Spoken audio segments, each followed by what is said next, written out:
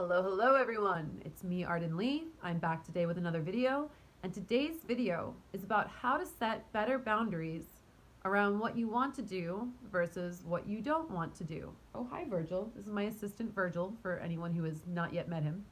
Before I get into that topic, however, I would love to invite you to, first of all, subscribe to my channel. And also, if you are not yet familiar with me and my work, my name is Arden Lee, and I am the creator of the Repatterning Project, which is an 8-week course where we examine all of our patterns and we hack our beliefs so that we can start to bring more mindfulness and consciousness to our everyday choices, decisions, and habits, and the beliefs that we tell ourselves every day, and the thoughts that we have, and the language that we use, so that we can open the doorways to the paths to our happiness, our success, and our fulfillment, about optimizing our lives so that we can reach our goals. So if that sounds like something that you're into, go ahead and check out the description box where I have a link to a free PDF guide about the Repatterning Project so you can decide if it's right for you. And also I have a link to a free Facebook community that I moderate called the Repatterning Parlor, which is a group of like-minded individuals who are all coming together to support each other on their pathways towards success. So go check those out, and as always, of course, I would love to invite you to subscribe to my channel as well so I can stay in your feed. Let me know how these videos are hitting you. Let me know what you think. All right, so we're going to talk today about how to set better boundaries around what we agree to. And this question came from someone in my group, the Repatterning Parlor, who said that sometimes they will agree to things in the moment, and then when it's time to actually do them, they don't want to. Or sometimes they said it can even just be a couple hours later, they'll change their mind. So the first hack that I'm going to give for that is that, the simplest thing that comes to mind for that answer is first of all, just wait a couple hours before you agree to something. There's nothing wrong with telling someone, hey, let me think about that. If I'm feeling in a state where I'm kind of stressed out and someone has invited me out somewhere or asked me to do something, sometimes I understand that because of the mood that I'm in at the moment, that, I'm like, I'm not really sure. Right now it feels like I don't want to do anything. Like, let me get back to you on that. Or sometimes I'll be like, you know what? I'm probably a yes, but let me sit with it for a day or two before I confirm for sure. There's nothing wrong with that. The people in your life are actually going to be grateful that you're going to take care of yourself and really reach that place of clarity before you make that agreement. So feel free right away to delay your answer, first of all. But I also, because this would be a really short video if I just left it at that, I also want to give you guys some tools to be able to really feel into your body for what you're really a yes to and what you're a no to.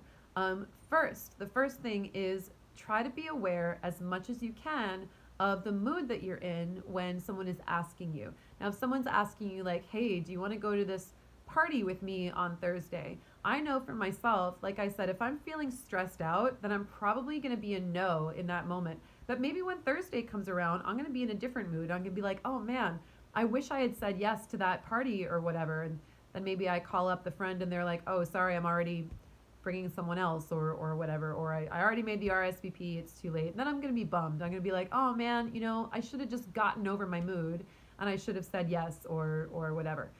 What's a little more difficult for me to do is to recognize that sometimes when I agree to something, when I'm feeling happy, that I might not be feeling that happy later on, and then I've already committed to it. So I'm trying now to be more mindful of that. If I'm in a state where I'm like, I feel like exuberant and I feel excited and like just jazzed on life, then probably someone is like, anything that they say to me, they're like, do you want to do this? And I'll be like, yeah, that sounds great.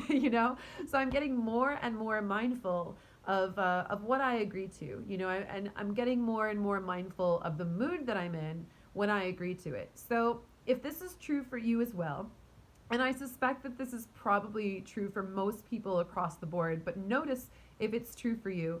If when you feel down or you feel stressed out or you feel anxious, you tend to not agree to things. And when you feel happy or you feel excited, you tend to over agree to things. That's a good pattern to notice. So even if you are feeling happy and you are feeling excited, naturally we all want to feel happy and excited about life as much as we possibly can. But do be aware that that state might not be something that you maintain all the time. Have you ever been like Have you ever been like out at a bar and you're like drunk and having a great time dancing, and like you give your number to some guy and you're like, yeah, I'm having an amazing time. Here you go. Like, here's my number. And then they text you later and you're like, oh, like, why did I do that? Like we've all been in that state where we've agreed to something when we're happy about it, about, just feeling great in general, or whatever. But sometimes it's like maybe we didn't even hear the question. We're just like, yeah, whatever, cool, right? So the more we can bring mindfulness to the state that we're in when we're making a commitment, the more we can bring conscious awareness to whether that commitment is really something that we want to do based on the thing that we're agreeing to, or whether it's just because of the mood that we happen to be in at the time. And if this is something that's coming up for you consistently, again, just, say like, hey, maybe, but you know what, let me sleep on it and get back to you tomorrow. I've got to check my schedule, or I've got to, hi Virgil, how are you doing? I've got to ask my cat if he's going to need me that day, like, right? Would you be a good excuse for me, Virgil, if I didn't want to go somewhere? Would you say, would I be able to say like, no, I need to stay at home because Virgil gets lonely? I might do that, who knows? So that's one good thing to do. And then another thing that I'd really love to be able to teach you, and I actually picked up this particular tip from Ora North, who is the author of I Don't Want to Be an Empath Anymore, which is a really terrific book that I highly recommend. It's coming out again this coming August 2019. So when that comes around, make sure you look for it. It's a really great book. I highly recommend picking that up. It's really great for discerning your emotions versus what are your emotions versus other people's emotions, and figuring out how to put your boundaries in place. And she and I taught a workshop earlier today, along with our colleague Jamie Lee Finch. And actually, that workshop is also it's available. It's called the Feast of Your Epiphanies, because the day that we were teaching it on is January 6th, the Feast of the Epiphany. So by the way, just for anyone who's watching this, if you want to be able to access a 3-hour workshop from 3 lovely women who are getting their lives together and helping their clients get their lives together as well, just send me a message or leave me a comment and I'll reach out to you, and I can help you to get that link. So it's basically we attack everything from 3 angles: mind, body, and spirit. I'm mind, Jamie Lee Finch is body, and Ora North is spirit. So this is something that I learned from Ora North, because I feel it's very, very important to give credit where credit is due. This is something that Ora taught within that workshop today, and it's a tip for how to really discern whether you're a yes or a no to something. And what she recommends doing is, getting real quiet, putting your feet on the floor and closing your eyes and really tapping into that inner heart space, getting into that meditative place, taking a moment. So if you're watching this video, feel free to do this with me now as I'm doing it myself, and bringing that calmness, bringing it to your center, and then ask your body for what a yes means. Ask your body how it feels when it's really a yes to something. A lot of people describe this as a feeling of expansion, a feeling of tingles all over. I sort of feel it like a warm hug in the front of my body, like leaning into the embrace of someone. Like if I'm pressing myself into like someone's warm chest, essentially. I'm like, yes, I want to press myself into that warmth. That's how my body feels when I'm a yes to something. Whatever comes up for you, I want you, as you're doing this exercise, to notice what that feeling is and to remember that. And then returning to your center once again, shaking it off. Then you're going to ask your body, what does a no feel like? Take that moment and really feel what no feels like in your body. For a lot of people, it feels like a contraction, like a backing up. For me, it feels a bit like a contraction, but there's also like a wall that goes up, like an energetic wall that's like, nope. It's really funny. I noticed that when we were doing this exercise today during our class, that for me, there's something really about like the front of my body wanting to either move towards something or move away from something and put a barrier in between myself and whatever that thing is. So it was super helpful. It's a really terrific exercise to learn, to get familiar with what you really feel in your body, whether you're a yes or a no to something. So the next time someone says, hey, do you want to go do this thing with me?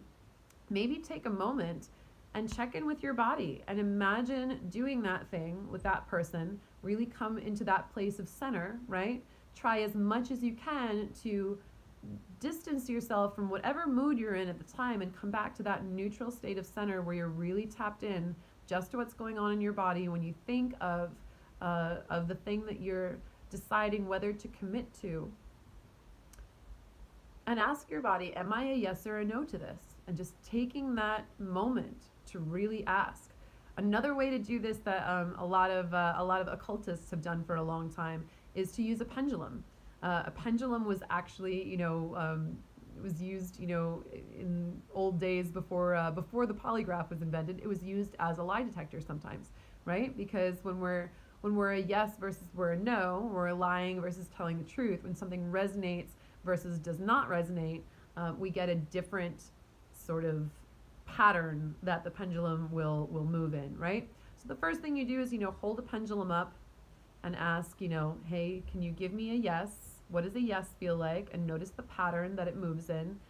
And then ask similarly for a no and see the pattern that it moves in then. For some people, it's like one will go clockwise and one will go counterclockwise. For other people, one will be a circle and one will be a straight line. Whatever that is, feel free to start using a pendulum for your decisions. For when people ask you like, hey, are you around next week to, go to this concert with me or whatever, check in with your body, do that exercise, use your pendulum.